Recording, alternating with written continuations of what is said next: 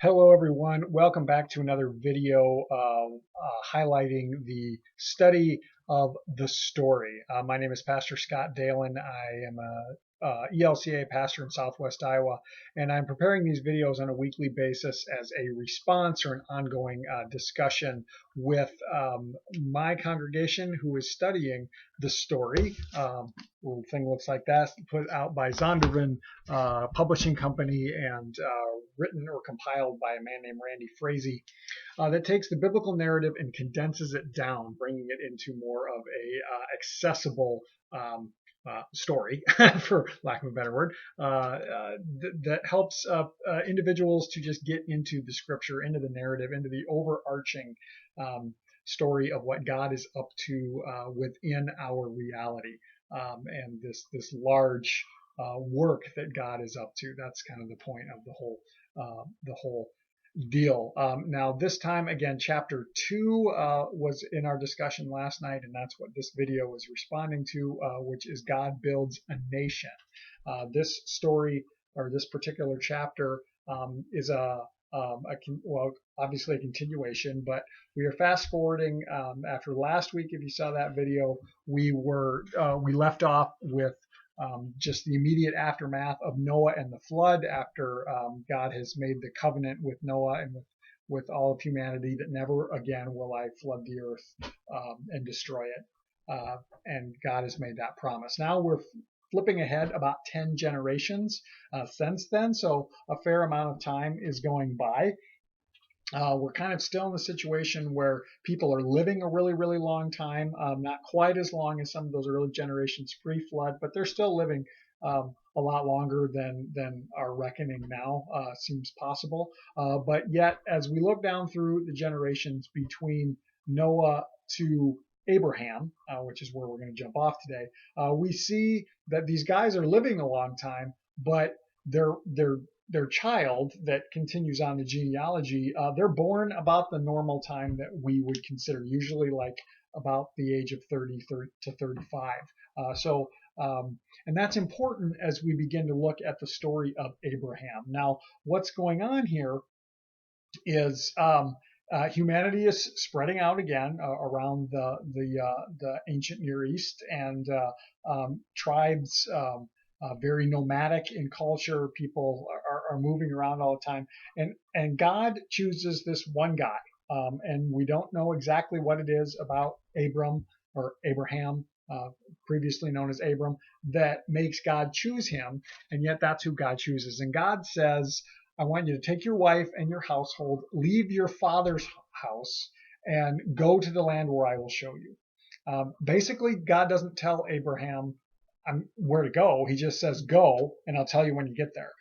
So Abraham trusts God and does exactly that. He takes Sarah, his wife, or Sarai at that time, along with his nephew Lot and Lot's wife, and all of their own servants and flocks and everything, and together they set off. And what's interesting about this is when God was initially addressing Abraham, he tells him, I will make you a great nation, and all the world will be blessed through you, or all nations of the world will be blessed through you. Now, the interesting thing about this is when it happens, Abraham's already 75 years old. So he's no spring chicken by any means.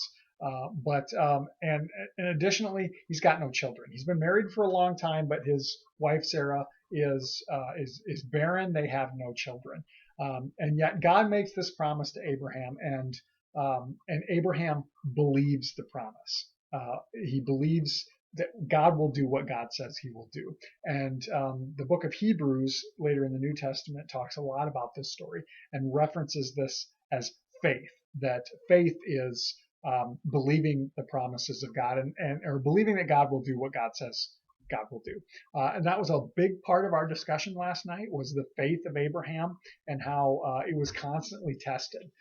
Now, so this happens again. It starts when Abram is 75 years old, and they set off, and a lot of different stuff happens. And his nephew Lot ends up in Sodom, and there's issues there. So we hear a brief snippet of Abraham going to rescue his nephew from the destruction that's going to happen in Sodom and Gomorrah, if you're familiar with that story. So that's kind of all in there too. But a lot of time passes, And God continues to tell Abraham this promise. He continues to tell you, go out and look at the stars. Your descendants will be as numerous as the stars, or beyond measure. Look at the sand on the seashore. So that's continuing to go on, and 11 years goes by, and nothing has happened. There's still no baby. There's still no descendants from Abraham, and and he kind of calls God out on it. He says, God, you made this promise to me. I just want to kind of remind you, because right now I have no children. My heir is this servant from within my household. What are we going to do? And God repeats the promise. You will be the father of many nations. But at this point, then Sarah comes up with the idea. Well, it's promised that Abraham will have these children, but not me specifically. So maybe what they're going to do is we need to take matters in our own hands. So she brings her servant Hagar and says to Abram, have a child with Hagar. Now, this was actually a very common situation in the culture at that time, whether you want to call it surrogacy or just or concubines or whatever. It happened. Also, men oftentimes had more than one wife. It was just part of the culture, very different from what we know in this day and age, but that was the reality. So this happens. Hagar gets pregnant, and immediately Sarah decides that maybe she doesn't like this and tries to run Hagar off, treats her very poorly. And yet God assures everyone that this child, who is a child of Abraham, will be blessed and will be taken care of. So there's a lot of back and forth. Hagar eventually has a son. They call him Ishmael. And he is not the promised child that God has intended, but since he's a son of Abraham, he is also blessed. More time goes by, another 14 years. So we're now 25 years after the original promise is made by God. And finally, at this point, God comes to Abraham and says, in a year's time, you will have a child. And sure enough, Sarah conceives and has Isaac. And Isaac is the child of the promise.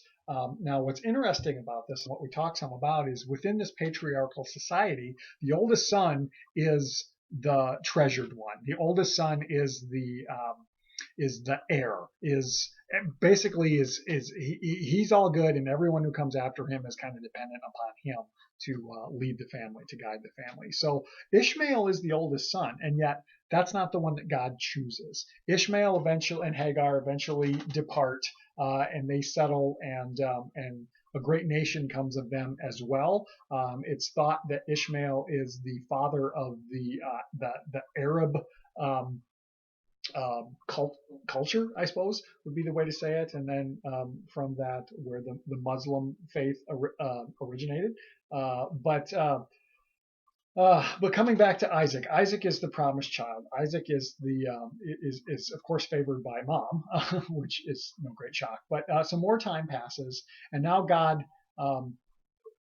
perhaps we can say, tests the faith of Abraham, and he tells him, take your son whom you love, take Isaac, your only begotten son, which is kind of an odd thing considering Ishmael's out there too. But take your son, go up the mountain and sacrifice your son. And Abraham doesn't seem to bat an eye, which really speaks to the notion that at the time, child sacrifice was probably very prevalent.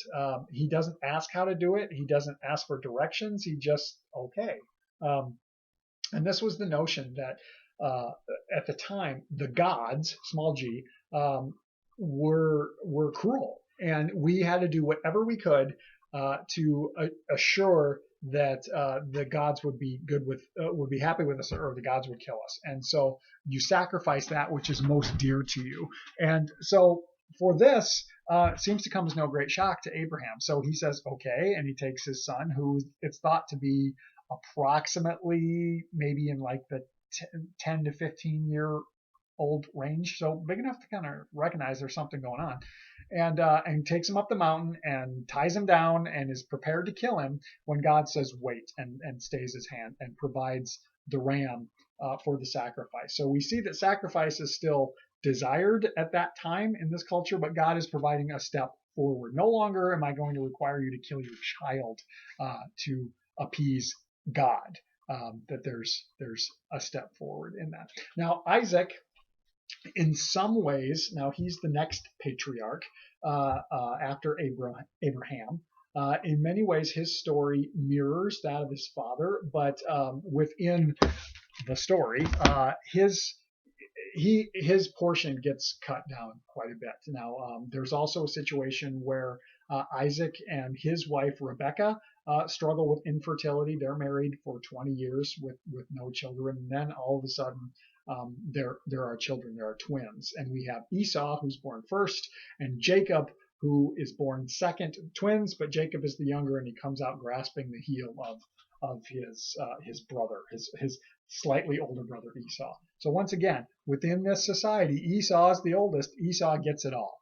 Esau is also favored by Isaac, whereas Jacob is favored by Rebekah, favored by mom. And together they scheme. Jacob's quite the schemer. He cheats Esau out of his birthright, whatever exactly that means. And then later, once Isaac is old and wants to pass on the blessing, which is a very important thing, he tricks his blind father into thinking that he's Esau, so he steals the blessing. Now, this is further evidence of, or no, let me back up just a second. We then kind of gloss over some of Jacob's early story. He fears his brother's wrath. Esau wants to kill him because he's been cheated. And so Jacob runs away to his uncle's, where he is for countless years, for a long, long time. He works for his uncle for 14 years and gets two daughters, cousins, kind of weird, but gets two daughters to marry.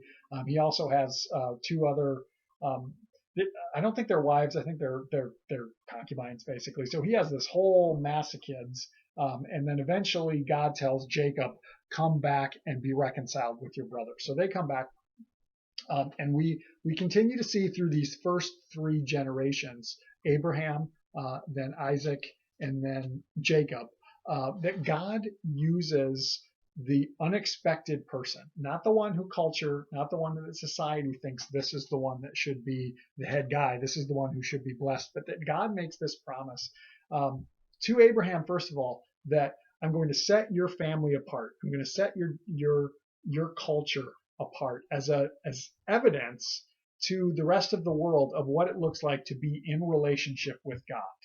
Now, keep in mind that these descendants are where eventually Moses will come in with the Ten Commandments, which are a kind of a covenant between God and humanity of this is how to treat God and this is how to treat your neighbor and live in harmony. Eventually, this is where Jesus will come out of this culture. So, yeah, so that all nations will be blessed through you. That's Jesus that we're talking about there. So this family is set apart. And God continues to use the unexpected one to bless the unexpected one, the one that really shouldn't be, the one that's got their issues, the one that's a little bit kooky. That's who God uses. And this is a theme in that upper story that we'll continue to see throughout the coming chapters and really throughout the entirety of the story. So that's what's happening with these first three patriarchs, they're called. This is again still in Genesis. Soon we'll be moving towards the end of Genesis and into Exodus. That's coming up in the next couple of weeks, so be looking for that. But that's what's happening with this. If you have thoughts or questions or comments based on Chapter 2 of the story, please share those down in the comment section of this video or on the Facebook post where this will show up as well, and let's continue the conversation that way. Otherwise, have a great week. We'll catch you next time.